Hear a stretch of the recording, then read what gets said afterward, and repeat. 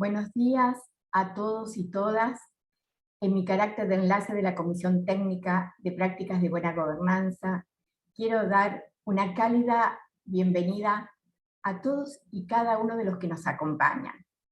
Hoy estamos realizando el último webinario de este ciclo que hemos llamado Mano a Mano por la Gobernanza.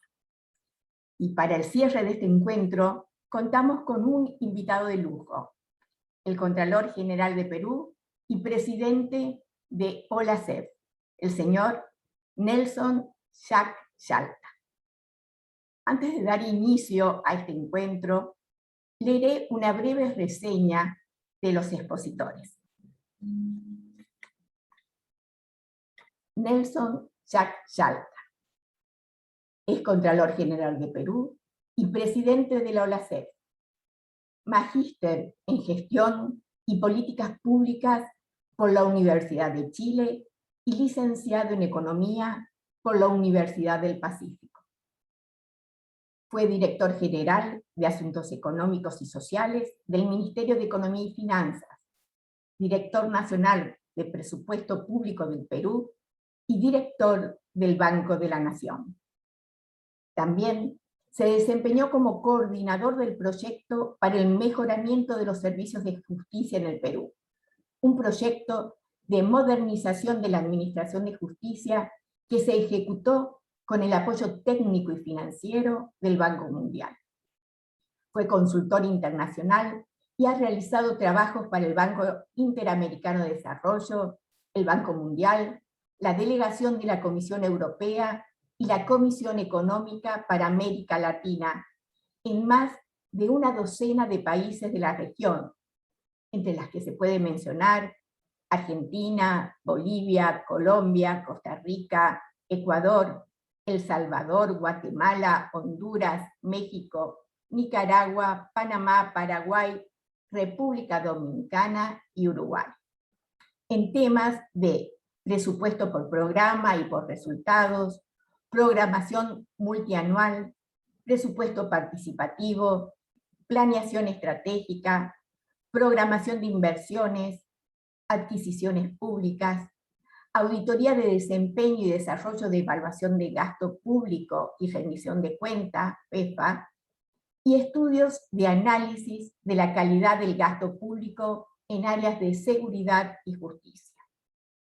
Fue miembro del Consejo Consultivo de la Presidencia del Poder Judicial del Perú y presidente de la Asociación Nacional Invierte Perú, ANIP, una asociación sin fines de lucro que reúne a profesionales para generar espacios de análisis, reflexión y acción para gestionar y compartir el conocimiento de la gestión de la inversión pública y su relación con los sistemas de planeamiento, presupuesto y contrataciones públicas. Jesús Rodríguez es el presidente de la Auditoría General de la Nación, máximo órgano de control de la República Argentina. Fue nombrado auditor general en 2016 a propuesta de su partido, la Unión Cívica Radical. En 2020, tras el cambio de signo político en el Poder Ejecutivo Nacional, su partido lo eligió para presidir el organismo. Rodríguez tiene una trayectoria de intensa actividad gremial estudiantil y profesional, así como partidaria. Es representante partidario en la Internacional Socialista, donde en 2017 fue elegido vicepresidente. Ha representado a la ciudad de Buenos Aires en la Honorable Cámara de Diputados de la Nación en 4 mandatos, siendo, en diversos momentos, presidente de la Comisión de Presupuesto y Hacienda y autoridad del bloque parlamentario. Fue electo para integrar la Convención Nacional Constituyente de 1994 y se desempeñó como autoridad en la Comisión de Reforma Federal. Integra el Consejo de Presidencia de la Asamblea Permanente por los Derechos Humanos desde 1984. Forma parte del Consejo de Administración de CIPEC, es consultor titular del Consejo Argentino para las Relaciones Internacionales Cari. Dirigió el programa de fortalecimiento legislativo de Flaxo, sede académica argentina. Se desempeñó como asesor de empresas y sindicatos y como consultor de OEA, INTAL, CEPAL y BI. Fue ministro en la presidencia del doctor Raúl Alfonsín. Ahora sí, le damos la palabra a Jesús Rodríguez para comenzar con este conversatorio. Y les recuerdo que mientras los expositores tengan la palabra, pueden realizar preguntas por el chat. Vamos a contar con ello para la asistencia con Aníbal Coluber. Muchas gracias. Jesús. Muchas gracias, Miriam. Quiero en primer lugar agradecer muy particularmente la compañía este mediodía de nuestro amigo Nelson Yalta, que no solo se distingue por ser la autoridad Contralor General de la República del Perú, sino que también nos honra a todas las entidades de fiscalización superior de América Latina, presidiendo a nuestra institución, la OLACEF.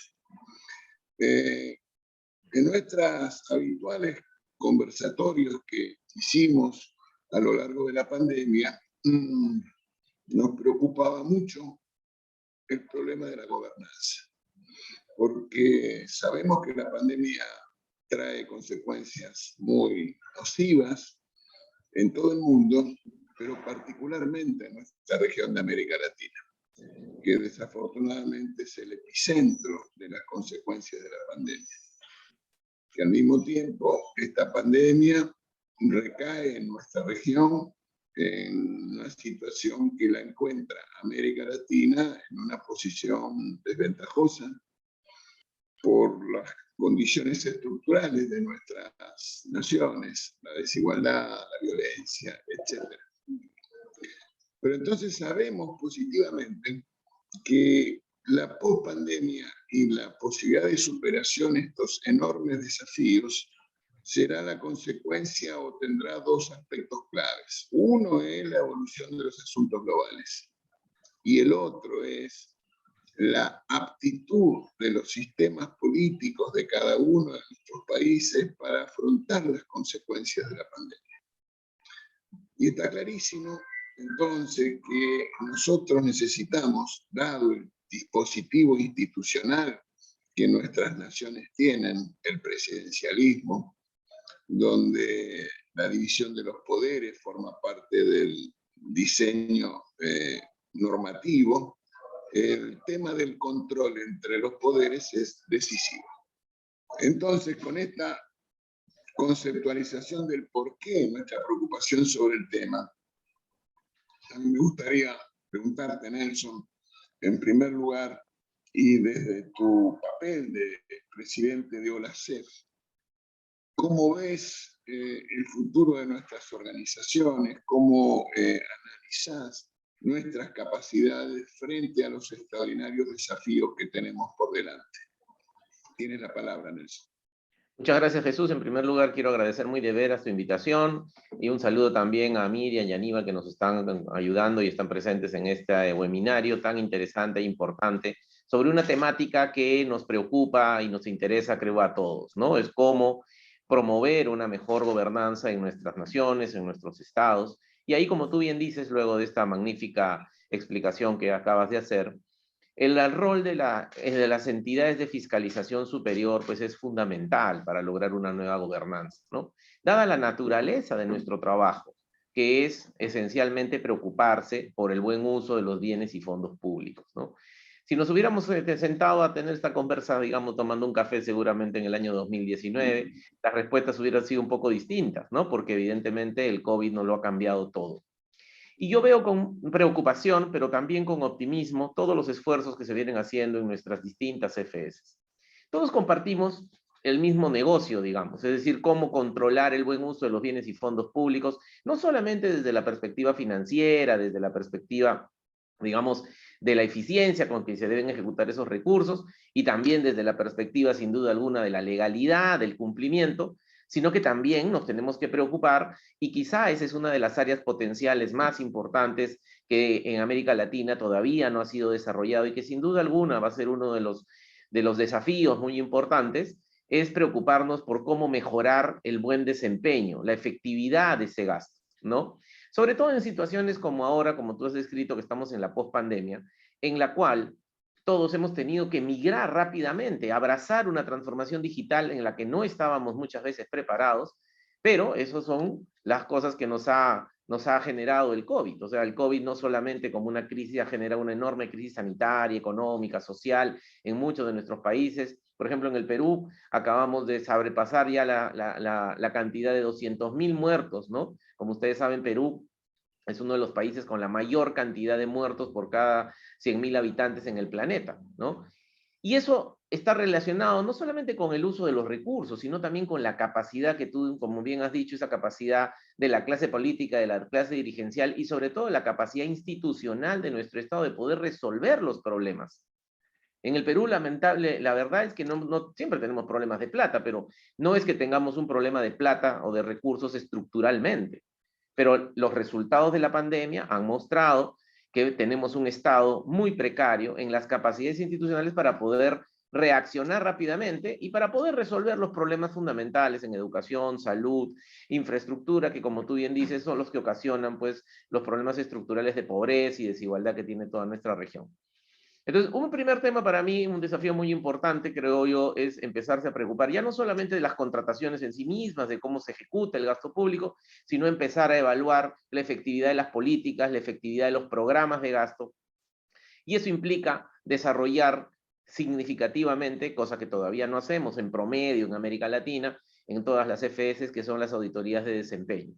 Y unas auditorías de desempeño que sin duda alguna están relacionadas con este segundo gran desafío, sin duda alguna de naturaleza global, que es el tema de cómo promovemos el cumplimiento de la Agenda 2030 y el logro de las metas de estas 169 metas, con estos 232 indicadores y más de 17 objetivos de desarrollo sostenible. Pero eso, digamos, desde la perspectiva más del foco de lo que tendríamos que atender, también genera, creo yo, una serie de desafíos ya de naturaleza más operativo. Es decir, necesitamos repensar muchas veces la forma como estamos haciendo el control gubernamental, de cara a la posibilidad de generar mayor valor público con nuestro trabajo. Y ahí, por ejemplo, entra a discutirse no solamente el tema del control posterior, sino también la conveniencia de combinar ese enfoque esencialmente punitivo, ¿no? Con un enfoque más preventivo del control. Quizá ahí el tema del control concurrente hace un espacio muy interesante, cosa que en muchas de las regiones y muchos de los países se ha venido abrazando, digamos, la preocupación por cómo la Contraloría o cómo las EFS pueden intervenir más preventivamente y no solamente tratar de sancionar el daño que ya una vez que está causado, sino, como yo suelo decir, no hay que llorar sobre la leche derramada, sino más bien hay que evitar que se derrame, ¿no? Evidentemente, un tema fundamental, digamos, un tercer tema que yo veo que está marcando por completo todo nuestro devenir de aquí en adelante, sobre todo en la pospandemia, es que no vamos a regresar a la normalidad de antes. Es decir, las modalidades de trabajo remoto, el hacer control en línea, el tema de utilizar inteligencia artificial y hacer un análisis de datos, digamos, cosa que no estábamos preparados muchas veces, ahora se ha convertido en el pan de cada día. Es decir, ahora la necesidad de que el control se sofistique y que utilice el Big Data, Analytics, Machine Learning, etcétera, etcétera, con el propósito de poder identificar incluso hasta predecir preventivamente patrones de comportamiento inadecuados en los procesos decisionales en el sector público, particularmente en materia de contrataciones y de gasto público, se ha vuelto prácticamente el pan de cada día y eso, aquellas FS que no han avanzado mucho en esa dinámica, va a ser sin duda alguna un tema fundamental en los próximos años de cara a la pospandemia, porque yo creo que todos estamos conscientes que a pesar de que ya los niveles de vacunación en muchos de nuestros países está aumentando significativamente, ya muchos de nuestros países ya han empezado a tener una reducción ostensible, en algunos países, por ejemplo en el caso de Perú ya tenemos varios días en donde no han, gracias a Dios ya no han fallecido ningún compatriota, pero en general siempre nos podemos estar frente a una siguiente ola, de repente con una nueva variante, Pero al margen de eso, yo creo que la normalidad como la conocíamos antes en el tema del trabajo, en el tema de la realización de las auditorías, no va a regresar.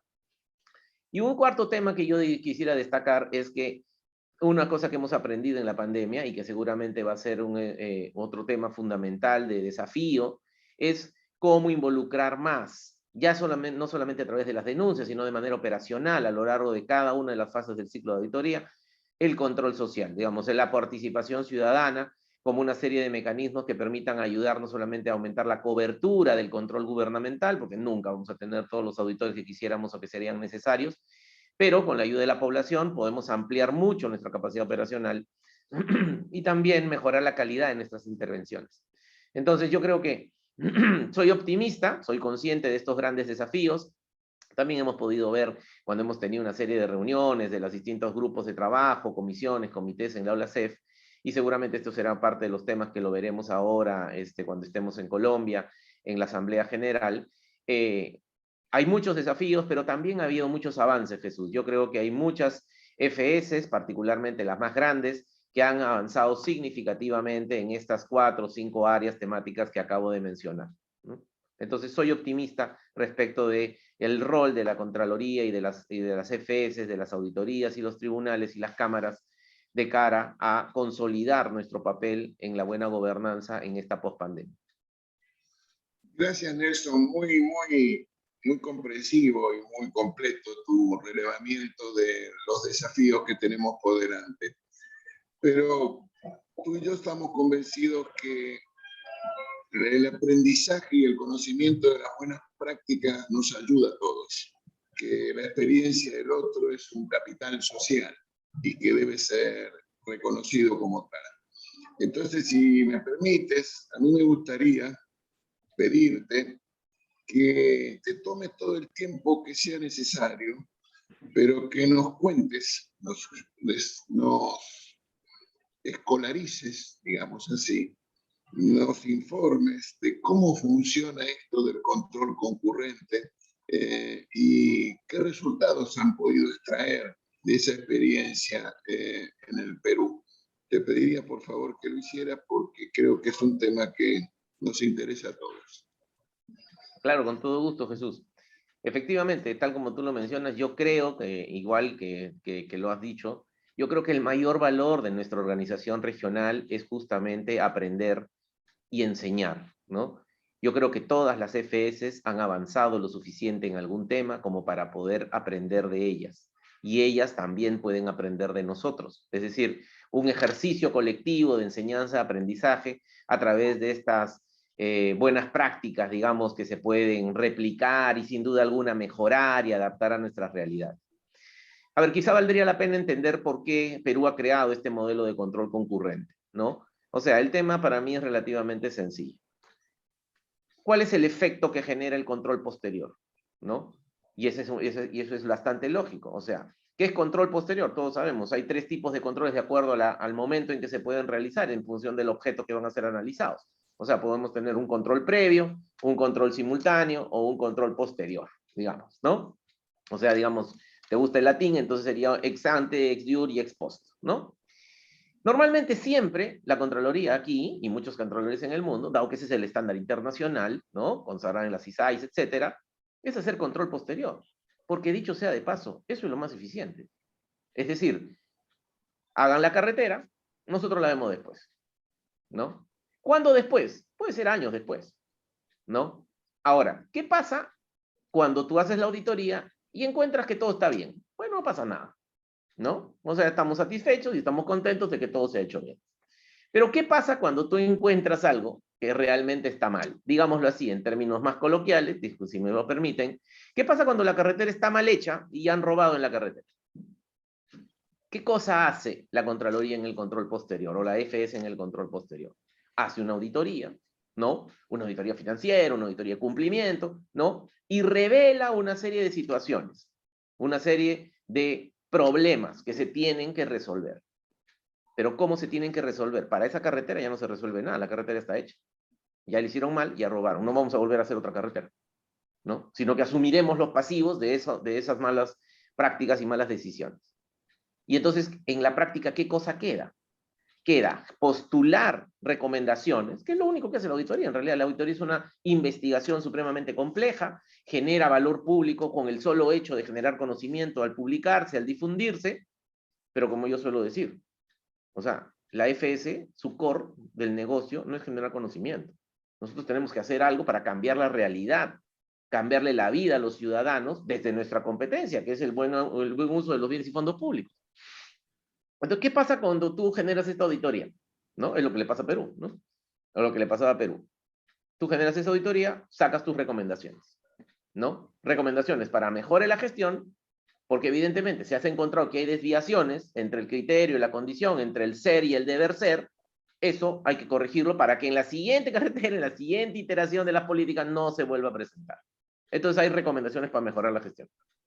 Pero por otro lado, hay recomendaciones para el inicio de acciones legales, porque si algo ha salido mal, alguien tendrá que ser responsable. Y entonces vamos a postular sanciones a nivel administrativa, civil y penal, pero sanciones que normalmente la Contraloría no las implementa, sino que son los otros órganos, particularmente el sistema de justicia, quien se tiene que encargar. Y obviamente, en el caso de las responsabilidades administrativas, muchas veces las propias entidades. Ya. Ahora, ¿qué pasa cuando en la vida práctica esto está perfecto, ese modelo funciona? Tú vas a un país desarrollado y funciona. Es por eso que cuando incluso converso con mis colegas de las FS de los países desarrollados, me dicen, yo no entiendo, Nelson, por qué has creado esta cosa del control concurrente. Sin embargo, el control concurrente se está expandiendo cada vez más en muchas regiones, en muchos países aquí en la región y en otras latitudes también. ¿Por qué? Porque cuando el control posterior presupone una serie de supuestos que en la precaria realidad institucional en nuestros países no se verifica necesariamente, ¿no? Por ejemplo, ¿qué pasa en Perú? En Perú, sistemas de control interno implementados no hay buenos, ¿no? Tenemos mucha precariedad en los sistemas de control interno. De hecho, cuando empezamos este proceso de reforma en el Perú, solamente el 3, no el 13, no el 30, el 3% de todas las entidades públicas tenían sistemas de control interno robustamente implementados, ¿no? Ahora hemos hecho un gran esfuerzo, ya estamos como en 20, digamos, pero falta un montón todavía, ¿no? Pero además no tenemos un servicio civil de carrera, meritocrático, ¿no? Con funcionarios bien calificados, bien pagados, etcétera, etcétera. Pero además tenemos problemas en nuestros sistemas administrativos. Es decir, problemas en el sistema de contrataciones, en el sistema de inversiones, en el sistema de presupuesto. Pero sobre todo, tenemos problemas con el sistema de justicia, ¿no? No es lo suficientemente célere, lo suficientemente predecible, no es demasiado justo como uno esperaría. Entonces, hay muchos problemas que hacen que el Estado funcione no bien. Entonces, la realidad del control posterior genera poco valor público en situaciones como esa. ¿Por qué? Porque en concreto, las recomendaciones para la mejora de la gestión no se implementan, o no se implementan oportunamente, o no se implementan de manera completa. Por tanto, y por otro lado, las sanciones nunca llegan. Entonces, en otras palabras, ¿qué es la auditoría? La auditoría es un producto, Jesús. En una cadena de valor típica, donde están los insumos, los recursos, los insumos, los procesos, los productos, los efectos y los impactos, la auditoría es un producto. Y nosotros generamos miles de productos. Todas las FS hacen eso. Pero el resultado no está en la generación del producto. Está en cuáles son los efectos e impactos que genera el producto. Entonces, si yo tengo una auditoría que ha costado, no sé, $100,000 hacer y genera unas bien bacán recomendaciones, pero las recomendaciones no se implementan, las sanciones nunca llegan, entonces es una investigación que genera conocimiento, sí, pero genera un valor público muy reducido. Y entonces eso es lo que pasaba en Perú.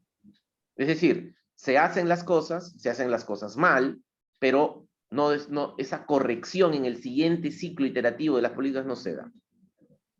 En otras palabras, por eso decía, o sea, la Contraloría en el Perú tiene 92 años, yo soy Contralor hace 4, ¿no? Cumplimos 92 años ahora en febrero del 2022. O sea, toda la vida hemos hecho control posterior, ¿no? Y eso no ha impedido, en realidad, que hayan tantos miles de procesos de corrupción, ¿no? O sea, Perú ha sido golpeado tremendamente por los procesos de corrupción del caso Lavallato, ¿no? Y resulta que la Contraloría había intervenido en la mayoría de esos, ¿no? Siempre la gente se pregunta, ¿no? Oiga, con tanta corrupción, ¿y dónde está la Contraloría? ¿Qué cosa es la Contraloría? ¿No? Entonces, por eso hemos, digamos, de una manera quizá pragmática, nos hemos desalineado un poco del estándar internacional y hemos dicho no vamos a hacer solo control posterior, donde la lógica de estas circunstancias es esencialmente punitiva, ¿no? Sino vamos a hacer una intervención más preventiva. Es decir, el control concurrente es un modelo de control que implica un acompañamiento sistemático, multidisciplinario, de manera oportuna, célere y preventiva al gestor público, dando cuenta a él y a la sociedad de lo que está pasando en el proceso de contratación de un bien, de un servicio, de una obra, ¿no? Entonces, lo que hacemos es un enfoque de riesgo en realidad. Mapeamos el proceso, identificamos cuáles son los momentos donde hay mayor probabilidad de inconducta funcional y de corrupción, y en esos momentos que se llama un hito de control, la comisión multidisciplinaria, con los técnicos que requiera, de acuerdo a la naturaleza de la intervención, interviene. Y como interviene, genera un informe que se publica y le dice al gestor y a toda la ciudadanía, oye, estamos encontrando que aquí hay estos riesgos y situaciones adversas, ¿no? ¿Para qué? Para que las corrijan. O sea, vamos a evitar que la leche se derrame, ¿no? Y esa corrección, cuando se implementa, después, si todo se implementa y todo sale razonablemente bien, entonces ya ni siquiera va a haber necesidad de hacer control posterior. ¿Por qué? Porque en la práctica ya todo va a estar razonablemente bien, ¿no? Y vamos a haber seguido el proceso. Eso significa que, por ejemplo, frente a un control posterior donde una obra puede tener un informe de auditoría, ¿no? O quizá dos, uno para el proceso de selección, otro para el proceso de ejecución contractual.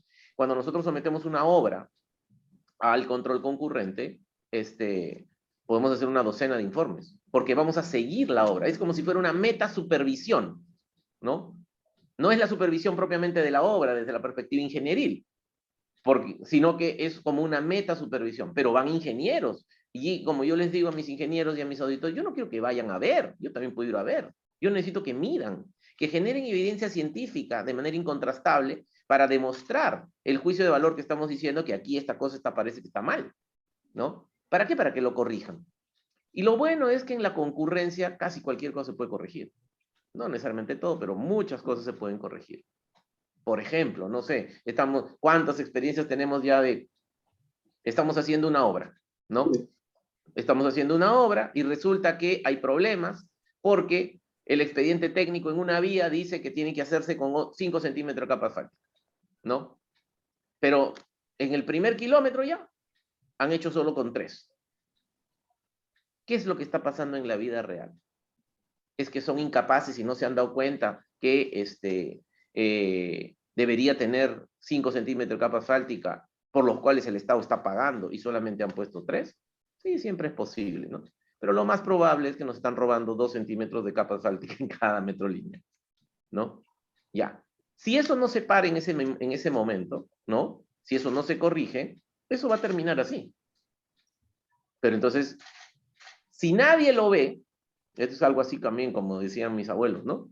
O creo que de repente en Argentina también se menciona esto de el ojo del amo engorda al ganado, ¿no? O sea, la supervisión cuando pasan las cosas genera un cambio en los incentivos de los actores en su comportamiento. Entonces, ¿qué pasa ahora? En este ejemplo, llega la comisión de control, van los ingenieros, miden, revelan de que no se está cumpliendo y entonces automáticamente el gestor público, el funcionario público, que digamos teóricamente en el modelo hay 2 tipos, ¿no? Yo tengo un funcionario público deshonesto y un funcionario público honesto, ¿no? El funcionario público honesto, que de repente no se ha dado cuenta, ¿no? Se da cuenta y dice, oye, aquí esto está mal. Entonces, ¿qué va a suceder? Le va a decir a la empresa, arréglalo. O le va a aplicar un deductivo, o algo va a tener que hacer. Porque ya no solo la Contraloría en el Perú, toda la sociedad se entendió que ahí hay un problema, ¿no? Pero lo va a tener que corregir porque sabe que si no lo corrige, el control posterior es indefectible, ¿no? O sea, termina la ejecución y no ha corregido los problemas que se han detectado oportunamente y entonces de todas maneras va a entrar el control posterior y va a deslindar responsabilidades. Entonces el funcionario público honesto dice, ¿para qué me voy a comprar ese pleito? Mejor lo arreglo de una vez. Pero por otro lado, un funcionario público deshonesto, ¿no? Se ve expuesto, ¿no? Y entonces todo el mundo va a decir, oye, ¿usted qué está haciendo? ¿No? Entonces, se reduce, gracias a al control concurrente, a las intervenciones de control concurrente, la posibilidad, o por este efecto disuasivo, de problemas de inconducta funcional y de corrupción, ¿no? Y ciertamente, ¿no? Esto ya nosotros yo creé el control concurrente en el 2017 a propósito de una gran iniciativa de la reconstrucción con cambios en Perú, que era para el fenómeno del niño costero, ¿no? Y entonces, este modelo, obviamente, ya tenemos como 3 años desplegándolo, pero claramente ha significado una serie de desafíos, incluso organizacionales, que hemos tenido que asumir, ¿no? O sea, uno de los principales desafíos, ¿no? Es cómo generar oportunamente esos informes, pero que además esté claro que no se pone en tela de juicio en lo absoluto la responsabilidad total del gestor a tomar su decisión. Es por eso que por ley estos informes no son vinculantes.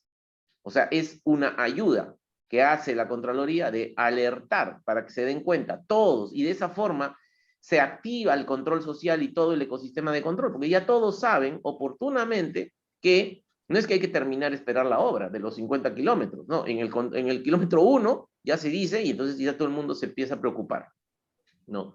Y de hecho, este modelo, ¿no? Que ya hemos hecho incluso una evaluación de impacto y podemos compartir contigo, está en la página web, pero te podemos enviar, y a todos los colegas que nos están siguiendo, ¿no? Hemos hecho una evaluación de impacto donde se demuestra 2 cosas muy importantes, ¿no? Ya no es un tema que a mí me parece, ¿no? Ya hay evidencia empírica contundente en la realidad peruana respecto de que por cada sol o por cada dólar, digamos, que invierte la Contraloría en el control concurrente, le ahorra al Estado $6. ¿Por qué? Porque lo que permite es que valorizaciones que están sobrevaloradas, incluso que se han pagado, se ajusten, ¿no? O sea, ¿qué pasa si, por ejemplo, ya pagaste, teóricamente nos estaban mintiendo y ya pagaste la valorización de con estos 2 centímetros de capa asfáltica que faltan, porque no supiste, ¿no? O porque estabas coludido y entonces pagaste. Bueno, pues en la siguiente valorización, como la obra todavía está en ejecución, en la siguiente valorización descontarás eso que has pagado de más y seguimos para adelante, ¿no? Pero además, ¿qué pasa cuando estás en una obra? ¿No? Cuando ya terminó la obra, tú no puedes saber si el supervisor ha estado trabajando, porque ya terminó la obra. O sea, conceptualmente incluso hay circunstancias, hay problemáticas que no se pueden abordar en el control posterior, ¿no? Entonces, en cambio, en el control concurrente, la gente va y dice, a ver, ¿dónde está el supervisor? Le estamos pagando tanto, pero no está. Ah, ok, penalidades. Y entonces se aplican las penalidades. ¿Por qué? Porque entonces el mal funcionario público ya no me puede negociar la penalidad, porque ya está en el informe, ya se ha calculado, ya se sabe que la penalidad es de tanto. Sabe que si no la aplica y no lo arregla, después ellos van a tener que responder. Pero no solamente el funcionario, sino toda la sociedad se activa, sobre todo el control social, ¿no? Es por eso que en realidad a pesar de que no tiene efecto vinculante legalmente, los informes de control concurrente tienen mucha efectividad, ¿no? Pero además está el tema de que con las obras, con el control concurrente, las obras no se paralizan. En el Perú tenemos muchos problemas de obras paralizadas, ¿no? O sea, ¿por qué? Porque muchas veces, a veces no se ponen de acuerdo, y a veces el informe de la Contraloría puede ayudar a que se solucione alguna controversia. No es el papel de la Contraloría, pero los informes de la Contraloría, como son hechos por especialistas que sientan una posición institucional, entonces también puede ayudar a eso, ¿no?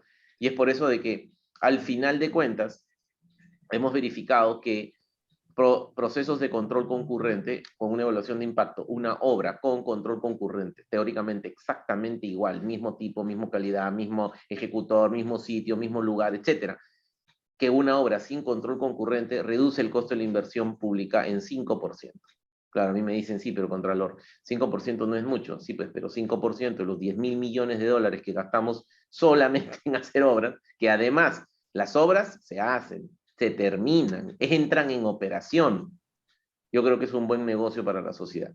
Y así nuestra clase política lo ha entendido. Es por eso que justo ahora se está procesando una ley para expandir el control concurrente a nivel nacional. Eso evidentemente implica también un gran desafío organizacional, porque eso significa la contratación, ¿no? La ampliación de las capacidades técnicas y operacionales de la Contraloría, ¿no? O sea, nosotros estimamos el próximo año, que en la medida que esta ley se pueda implementar, vamos a contratar a por lo menos unas 1.200, 1.500 personas, ¿no? Para poder coberturar toda la temática a nivel nacional en obras, bienes y servicios que se van a ejecutar, ¿no? Ahora, la verdad es que cuando a mí me preguntan, sí, pero entonces, ¿la Contraloría va a seguir creciendo? No, porque en realidad lo que estamos haciendo es dándole tiempo. O sea, yo he creado el modelo de control concurrente para Perú para que viva una década, ¿no? Quizá 3 lustros, no más que eso, porque se supone que estoy creando este mecanismo en tanto se fortalecen todos los otros sistemas, porque digamos en 15, 20 años, Perú debería entrar ya en una senda de institucionalidad lo suficientemente robusta para que, como los países desarrollados, no se necesite hacer control concurrente desde una entidad de fiscalización superior, sino que eso debería ser parte, pues, del trabajo y la capacidad operacional del control interno y de todas las entidades en sí mismas, ¿no? Entonces, por esa razón, esta experiencia, que al menos en el caso de Perú, nos está dando muy buenos resultados, ¿no? Muchos de los países y los colegas de las distintas FS se han interesado, toda la información está en la web y sin duda alguna podemos compartir ya experiencias más detalladas. De hecho, se está planteando en el marco de la OLACEF una serie de seminarios y talleres para poder también difundir cómo funciona este tema del control concurrente. Pero es interesante ver cómo, por ejemplo, Colombia, que no tenía, porque acá hay un tema, ¿no? Hay un tema legal, constitucional, no todas las FS tienen la posibilidad de hacer control concurrente, y en muchos países, por ejemplo, en varios, digamos, por ejemplo, Colombia en el año 2019 pasó una reforma constitucional para que puedan hacer control concurrente, ahí se llama control concomitante, ¿no? México estaba pasando una reforma legislativa similar, en el caso de El Salvador, de Honduras, de Guatemala, han hecho lo propio, porque en la práctica, hacer auditorías no es el fin, Jesús. O sea, el fin no es hacer auditorías, la auditoría es el medio. Tenemos que preocuparnos cómo logramos efectos e impactos de esas auditorías. Y como te acabo de mencionar en el caso de Perú, no porque la auditoría esté mal hecha, la Contraloría cumple su trabajo, pero en la cadena de valor público que le interesa al ciudadano, no es solamente que salga la auditoría, sino que algo pase con eso, ¿no? Y como bien se ha mencionado, siempre se suele decir, los resultados están fuera del control del gestor, ¿no? Plenamente, digamos, ¿no? Entonces, por eso, parte de la reforma que se ha hecho aquí en el Sistema Nacional de Control, que es una reforma muy extensa, muy profunda de todo el sistema, uno de sus ejes es este enfoque preventivo a través del control concurrente, ¿no? Y muchas veces se dice, sí, pero el control concurrente, entonces ya nos volvemos juez y parte, ya la Contraloría se mete a la gestión y entonces después no va a poder hacer sus auditorías. No, no es cierto eso, porque si logras hacer un diseño institucional apropiado, entonces el control concurrente se vuelve un acompañamiento, ¿no? Un acompañamiento, pero que no invade la responsabilidad del gestor, ¿no? Además, de esa manera, el control posterior se hace de manera mucho más célere, mucho más barata y sobre todo mucho mejor informada, porque tú vas a haber seguido todo el proceso, no lo vas a ver después, vas a estar presente en este proceso. Ahora, evidentemente, no podemos hacer control concurrente cualquier cosa, porque, digamos, hay unos criterios mínimos de costo-efectividad, ¿no? O sea, ¿cuánto va a costar el despliegue de los equipos técnicos? Porque como tú bien sabes, cuando se hace una auditoría, por ejemplo, a una obra, se hace una operación de campo, pues una operación de campo, ¿no? Aquí estamos diciendo que si la obra dura 2 años, vamos a hacerle operación de campo durante los 2 años. O sea, los equipos se van a trasladar seguramente una vez cada 2 meses, una vez cada 3 meses, dependiendo pues de cómo se haya conceptualizado de acuerdo a los niveles de riesgo, los distintos hitos de control. Pero es perfectamente factible que podamos tener una docena de informes sobre una obra y no una, ¿no? Entonces, y no un informe de auditoría. Con lo cual, es un modelo que tiene sus costos, sus beneficios son mayores a los costos, ¿no? Y es por eso que en términos sociales y, digamos, económicos a nivel de la región, a nivel del país es un buen negocio invertir plata en eso. O sea, el rendimiento es de casi 500%, ¿no? Y como te digo, ahí ya se ha hecho una evaluación de impacto rigurosa con grupos de tratamiento, grupos de control, etcétera, etcétera, donde se demuestra que vale la pena, ¿no? Ahorra por lo menos el 5%. Pero más allá del ahorro, como yo suelo decir, la obra se hace de manera transparente, la obra se hace y sobre todo se termina y entra en operación, ¿no? Aquí en el Perú tenemos muchos problemas de obras que están paralizadas, obras que han entrado en arbitraje, obras que están en litigio, obras que se han hecho mal. Y entonces, esto es parte, creo yo, de la solución, ¿no? Tanto es así que, como te digo, uno de los ejes centrales de la reforma del control gubernamental en el Perú, un proceso que hemos empezado el 2018 y acaba el próximo año, porque diseñé un programa de reforma estructural del sistema de control en Perú a 4 años. En realidad lo diseñé a 3, pero con el COVID hemos tenido que pasarlo a 4.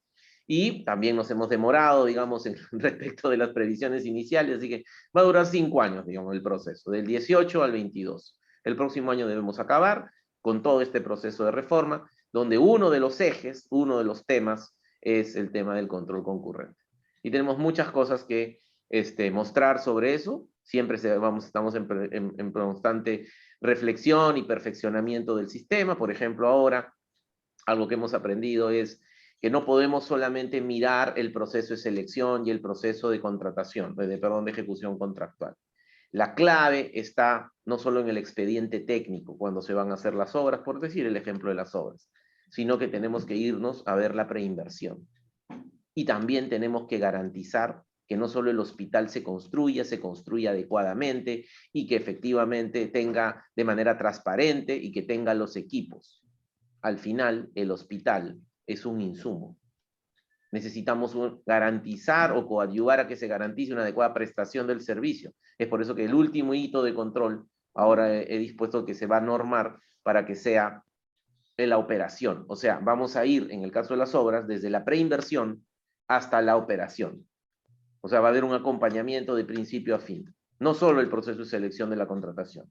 Igual, es por eso que le hemos nombrado ya este modelo de control, digamos, 2.0, digamos, es en el caso de las obras, tenemos que mirar desde la preinversión a la operación. Y en el caso de las contrataciones de bienes y servicios, desde la necesidad, desde la gestación del requerimiento logístico hasta la provisión del bien, ¿no? O servicio, ¿no?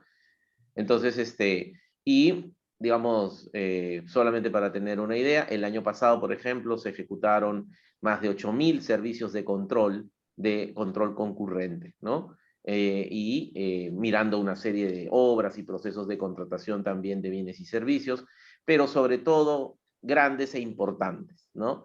Ahora la ley que va a pasar del Congreso, Dios mediante, va a disponer que cualquier intervención de $2,5 millones de dólares en adelante tenga control concurrente para garantizar digamos, un acompañamiento permanente de la Contraloría en los distintos procesos, ¿no? Eso va a ampliar seguramente al doble la capacidad operacional de la Contraloría.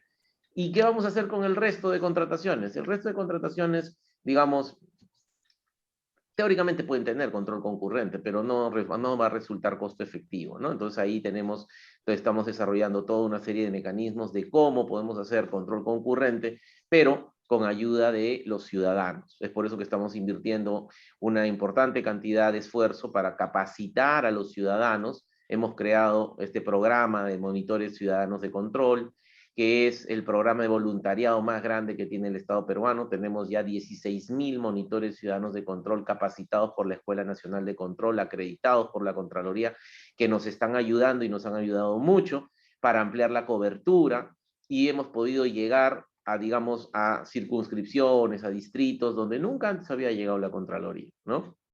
No solamente como dato. El Perú tiene 1.678 distritos, ¿no? En la última década, previo al inicio de este proceso de reforma, entre el año 2008 y el año 2017, 1.206 de esos 1.678, o sea, 1.200 de 1.600 en una década nunca tuvieron una auditoría, ¿no? Entonces, en la vida práctica son distritos muy alejados, muy pequeños, pero son parte del Perú, son parte del Estado peruano y necesitan ser también mirados, ¿no? Ahora, el año pasado, con la ayuda de los monitores ciudadanos de control, a raíz de uno de los problemas, de una de las medidas que tomó el gobierno ante el problema del COVID, pudimos llegar solo en un año, pudimos llegar a casi más de 1000 distritos, ¿no? Entonces, la meta que tenemos es que el próximo año, a partir del año 2022, pero sobre todo el 23, una vez al año, aunque sea la Contraloría o a alguien por parte de la Contraloría, los monitores ciudadanos, etcétera, el sistema de control va a estar presente, aunque sea haciendo una visita a cada distrito del Perú, ¿no? Entonces, con eso vamos a lograr una amplia cobertura, mayor presencia, contribuir a la buena gobernanza, pero sobre todo a tratar de evitar que las cosas malas pasen, ¿no? Porque reitero, con el control posterior, a diferencia de los países desarrollados, donde sí funciona, ¿no? Porque funcionan todos esos presupuestos que he descrito, que en nuestros países, particularmente en el caso del Perú, no funcionan bien, el control concurrente surge como una alternativa complementaria al control posterior. Siempre complementaria porque ayuda al control posterior y no cabe ninguna duda que la lucha contra la corrupción y la inconducta funcional requiere indiscutiblemente, aunque no solamente, de un tema de sanción ejemplar. Y eso solo se logra con el deslinde de responsabilidades en el control posterior, que es la razón de ser también de la Contraloría en el Perú desde hace tiempo, ¿no? Yo creo que eso es lo que les puedo contar, estimado Jesús. Me parece que hemos tenido un problema y Jesús se nos cayó, pero Ah, caramba. Sí, ya no lo veo. son cosas que suceden en la virtualidad. Pero vos habías comentado lo de la escuela de capacitación que tiene la Contraloría, que es una escuela muy importante, y sería interesante para quienes estamos participando de este evento, que nos comentes un poco cómo funciona. Ahí se sumó nuevamente Jesús. Okay. Claro que Gracias. sí, Nelson. Gracias, muchas gracias, Nelson. Tuve una dificultad técnica, tuve que cambiarme de dispositivo, pero escuché creo que el 99% de tu presentación. Me gustaría hacer dos comentarios, tengo más preguntas para hacerte sobre otros temas, pero no quisiera dejar pasar si tú me permites. Por supuesto. Vos haces muy buen punto acerca de que tenemos que mirar el impacto y tenemos que mirar el efecto de nuestro trabajo, y que no siempre es satisfactorio de acuerdo a nuestros estándares y aspiraciones. Y en relación al tema que planteas, quiero hacerte un comentario que tal vez puede ser útil en la experiencia que tenemos nosotros. Nosotros hemos sido pioneros de hace muchos años y hemos intensificado mucho en los últimos tiempos el trabajo con las organizaciones de la sociedad civil para vincularlas al trabajo de la auditoría, en una concepción donde la rendición de cuentas horizontal tradicional se enriquece con una rendición de cuentas vertical, donde la institución y sus funcionarios dan cuenta de los años. Resultado de ese trabajo, en nuestro último plan de acción, que justamente aprobamos ayer para el año próximo, hay más de 40 proyectos de auditoría que están vinculados, relacionados a inquietudes, sensibilidades y sugerencias de las organizaciones de la sociedad civil. Donde nosotros primero tomábamos los temas, después dimos un paso adelante y los incorporamos en la propia definición del plan de trabajo de la auditoría, pidiéndole que nos asistan acerca de cuáles son los temas sensibles, más allá del tema que está en discusión, del objeto y del sujeto de la auditoría. Y ahora nos proponemos avanzar en un paso más, que es involucrar a las organizaciones de la sociedad civil en el seguimiento de nuestras recomendaciones, de manera tal de que se apropien, se hagan dueñas de las recomendaciones y le reclamen al poder administrador hacer efectivo esas cuestiones. Eso quería hacerte un comentario. El segundo es sustantivo en relación a la corrupción. Por suerte ya no está más esa historia en la cual Acordate que había incluso hasta economistas destacadísimos que decían que había una relación directa entre el nivel del gasto público y la magnitud de la corrupción. Y esa orden de causalidad nos llevaría a pensar que, por ejemplo, en Escandinavia es el mayor nivel de corrupción del mundo, y no es así. Y que en el África sería el menor del mundo, y tampoco es así. Así que esa cuestión tan simplificadora de la realidad está descartada, hemos avanzado.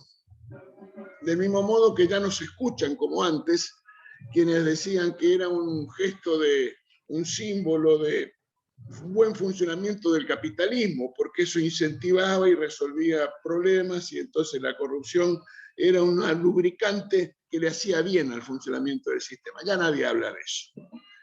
Pero los últimos estudios, y quiero coincidir contigo en el final, es que uno tiene una manera de ver el tema pensando en, digamos así, la penalidad latente. Entonces piensa, bueno, si tenemos más fiscales, más policías, entonces vamos a hacer más jueces, vamos a resolver el problema. Bueno, otros podrán decir, bueno, acá lo que hay que mirar para la efectividad es la tasa de penalidades, las sanciones, las condenas que se producen. Pero los estudios recientes muestran una cosa interesantísima, que el argumento, la variable decisiva, es la fortaleza de las instituciones. No tanto la potencialidad de las sanciones ni la efectividad de las sanciones, sino la fortaleza de las instituciones. Y el ejemplo que se usa es que las encías son más importantes que los dientes a los efectos de buscar los resultados en la lucha contra la corrupción. Entonces yo creo que así como las instituciones son una decisiva causa en mirar los posibles efectos de beneficios en términos económicos y sociales, también la fortaleza de las instituciones es la causa necesaria para pensar en ser efectivos entre la lucha contra la corrupción. Y en ese sentido, la ejemplaridad de los gobernantes es decisiva, porque con la ejemplaridad de los gobernantes hay confianza social, y la confianza social permite encontrar resultados. Hecho ese comentario, me gustaría pasar a otro tema, si a vos no te incomoda, agradeciéndote. No, qué ocurrencia, pero déjame reflexionar de manera muy rápida sobre tus comentarios, Jesús, con los cuales estamos totalmente de acuerdo, ¿no? Yo siempre he creído que el mayor aliado del control gubernamental es, pues, el control social. Y para mí, y yo saludo y he seguido de cerca o relativamente de cerca, el tema de participación ciudadana es un tema que a mí siempre me ha gustado, me ha apasionado. Yo tuve la oportunidad de gestionar los temas de presupuestos participativos aquí hace 20 años, cuando estaba en la Hacienda Pública en el Perú. Creamos unas leyes, implementamos estos mecanismos de participación ciudadana para que los propios ciudadanos de manera organizada puedan intervenir e influir en el proceso de toma de decisiones de qué cosas se hace con sus recursos en materia de inversión pública a nivel de los gobiernos regionales, locales, etc. Entonces ese bichito siempre lo he tenido, ¿no? Y ahora, digamos, como Contralor, hemos podido implementar, aprendiendo también de las experiencias de la Auditoría General de la Nación Argentina y de otros países, un modelo de participación ciudadana, digamos, integral. ¿En qué sentido? Siempre en todas las contralorías, la gente participa porque hace denuncias, ¿no? Entonces, eso ha sido siempre, y siempre va a ser así. Pero como yo le digo a la gente cuando me reúno con ellos, yo no quiero que me denuncien, no quiero que me manden la denuncia, yo quiero que vengan a trabajar conmigo, ¿no? Quiero que vengan a trabajar con mis auditores, quiero que nos ayuden a controlar. Pero esa idea, pues hay que darle forma, ¿no? Y es por eso de que para mí la participación ciudadana tiene varios enfoques, ¿no? Solamente me referiré a uno, que es su integralidad depende de cómo generamos mecanismos institucionales, como tú has mencionado, que permitan que la población, ¿no?, participe. ¿Por qué? Porque de esa manera el control gubernamental es capaz de utilizar efectivamente la enorme inteligencia colectiva que tiene la sociedad. No solamente en términos de manos, no solamente en términos de, oye, necesito ayuda y que venga un ingeniero que está dispuesto a dedicar su tiempo por el compromiso social que tiene con su comunidad y que me ayude a ver la obra, ¿no? Por poner un ejemplo, ¿no? Sino que también, como tú bien dices, la gente sabe cuáles son los problemas, no necesariamente sabe cuáles son las soluciones, pero sabe cuáles son los problemas. Entonces, lo que hemos hecho aquí en Perú, a propósito de lo que tú mencionas, y estamos casi en la misma idea respecto del tema de las recomendaciones, nosotros hemos conceptualizado que necesitamos mecanismos para poder y que la población intervenga, la sociedad civil intervenga en cada una de las fases del ciclo de la auditoría. Por ejemplo, en el tema del planeamiento general, Perú hace audiencias públicas. Nosotros hacemos audiencias públicas, una en cada provincia del Perú. Son 196 provincias. Si a eso le agrega las 25 regiones, la Contraloría despliega, antes, ahora es más fácil, ¿no? Porque es virtual, pero desplegamos una audiencia pública donde participan miles de personas, ya de manera estructurada, en cada provincia del Perú. Es decir, solamente para que tengas una idea de la operación del tema de participación ciudadana para nosotros, o sea, si el año tiene 365 días, ¿no? Y le quitas sábado, domingo y feriado, nosotros hacemos una audiencia pública cada día, en promedio, ¿no? Y ahí pues participan miles de ciudadanos, a nivel nacional evidentemente, y estamos hablando de audiencias públicas de 200, 300, 400 personas, muchas veces conectadas a través del internet, y en aquellas zonas donde no hay conexión a internet se vuelven presenciales, en donde nos dicen cuáles son los problemas, cuáles son, como tú dices, los temas, las áreas de interés, etcétera, pero que además ahí aprovechamos para contarle a la gente lo que hacemos. Y también para ejercitar cierta docencia, porque nosotros, no sé cómo pasa en el caso de Argentina, seguramente tiene un nivel de desarrollo ciudadano mucho mayor, pero aquí en el Perú hay mucho habitante, ¿no? No necesariamente mucho ciudadano, digamos, en el sentido de ciudadanos formados, informados, ¿no? Hay muchas veces una confusión respecto de lo que hace y lo que no hace la Contraloría. Pero luego de eso están las denuncias, sí, pero además hemos creado este programa, y he visto ahí una pregunta de uno de los colegas, sobre el monitores ciudadanos de control. O sea, ¿qué hacemos? Los monitores no hacen denuncias, ellos nos ayudan a controlar. Vienen juntos y se juntan generan información y trabajan, incluso con las mismas comisiones auditoras van y miran. Es esencialmente para el tema del control concurrente, ¿no? Y entonces, no es que haz la denuncia, no, comprométete, ven. Pero para eso necesito que sepas lo mínimo. Entonces nosotros te enseñamos. Por eso pasan por una serie de cursos en la Escuela Nacional de Control, que obviamente son gratuitos, todo el mundo postula, hay unas convocatorias abiertas, y bueno, y luego se acreditan. Y cuando se acreditan, ya están expeditos para que puedan luego ser incorporados en el proceso de evaluación de alguna obra, de alguna contratación de un bien, de alguna contratación de servicio. Eso ha hecho que, por ejemplo, en nuestras 25 oficinas regionales, tengamos que crear oficinas de participación ciudadana y control social para poder manejar todo eso, ¿no?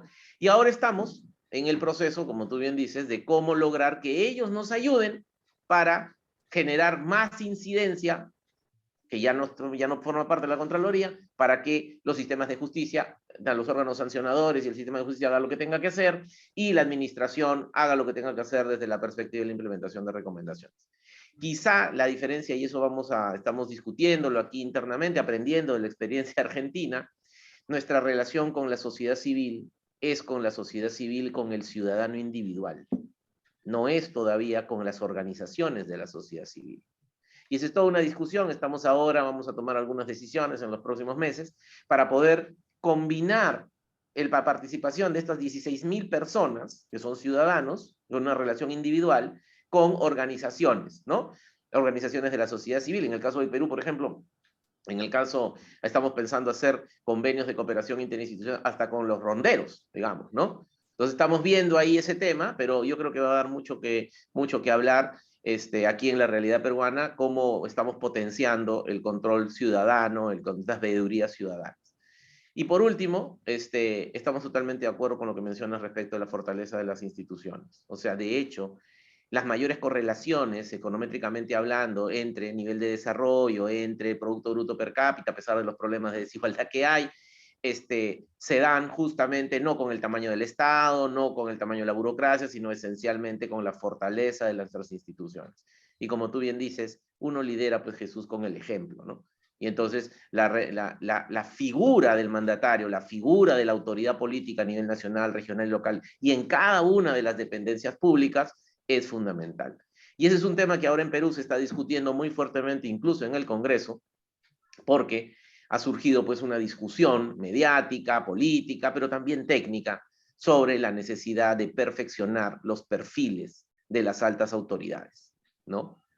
Es curioso, ¿no? O sea, ahora se está discutiendo en el Perú y va a salir una ley seguramente para arreglar los perfiles, por ejemplo, de los ministros y de las altas autoridades, ¿no? Cosa que no había pasado nunca en los 200 años de vida republicana que tenemos, pero parece que ahora todos nos hemos dado cuenta que resulta necesario establecer ciertas reglas mínimas en términos de capacidades, en términos de conocimientos, en términos de actitudes, de tal manera de que efectivamente la integridad la pueda oler el ciudadano, palpar el ciudadano a partir de la ejemplaridad del comportamiento de sus altas autoridades. Bueno, Nelson, la verdad que extraordinaria la conversación que hemos tenido. Muchísimas gracias por tu contribución destacadísima, solvente, sólida, esclarecedora como siempre. Así que yo quiero agradecerte. Y quiero agradecerte también porque tuve la oportunidad de participar en una iniciativa que llevó adelante la Contraloría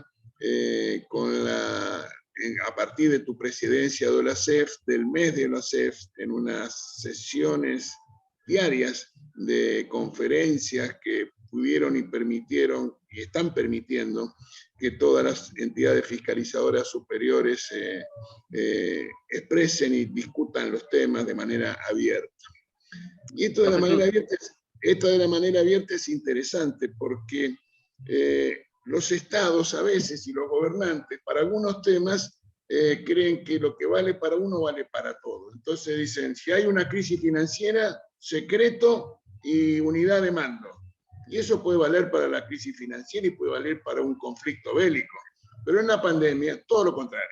Apertura plena informativa y gobiernos cooperativos, que son las reglas que deben guiar esta decisión. Entonces, esta iniciativa tuya como presidente de OLACEF, del mes de OLACEF, quiero felicitarte y particularmente agradecer a la Contraloría de Perú y a la Escuela Nacional de Control, que tuve la oportunidad de inaugurar ese mes de OLACEF en una charla extraordinaria con la presencia de mucha gente, y yo quiero agradecerle a la Contraloría, al presidente de OLACEF y a la Escuela Nacional de Control por esa oportunidad.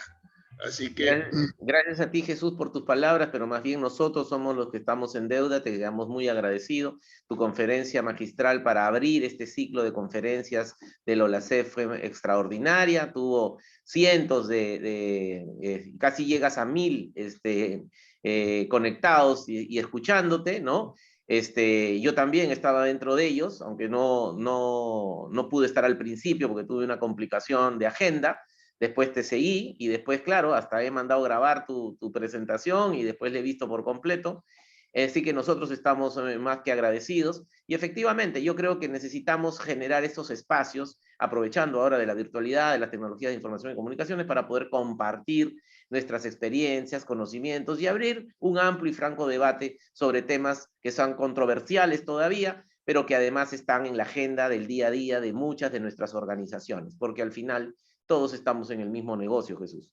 O sea, todas, más allá que ustedes sean una auditoría general, nosotros una Contraloría, en República Dominicana una Cámara, o en Brasil el Tribunal Superior de Cuentas, al final todos estamos en el mismo negocio del control gubernamental externo y tenemos el mismo propósito, ¿no? Más allá de destacar las diferencias o incluso los mandatos constitucionales y legales que son diversos, todos estamos luchando contra la corrupción, contra la inconducta funcional, para generar un mayor nivel de gobernanza, mayor nivel de calidad en las intervenciones públicas y así contribuir efectivamente a que el nivel de bienestar de nuestros compatriotas pues mejore sustancialmente.